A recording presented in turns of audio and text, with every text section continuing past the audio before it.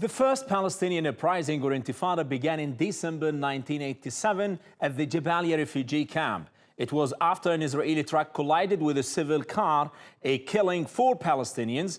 It led to widespread protest, with Palestinians resisting the Israeli occupation forces with stones and Molotov cocktails. It also resulted in the establishment of the resistance movement Hamas.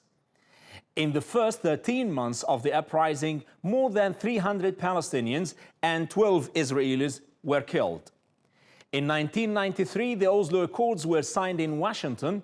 It proposed the establishment of a Palestinian government in the Palestinian territories, but fell short of the promise of an independent Palestinian state. Palestinians staged many protests in the years that followed. A major demonstration was held in 1996 when Israel opened the tunnel to the Western Wall. Nearly 100 Palestinians were killed and more than 1,000 were injured. 25 Israeli soldiers were also killed.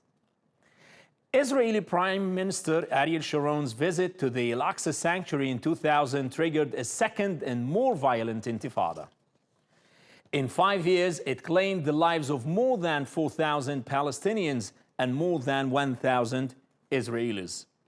In 2015, disputes about the status of Al-Aqsa compound led to a period of violence that has been referred to as tapping intifada because of the number of knife attacks that took place.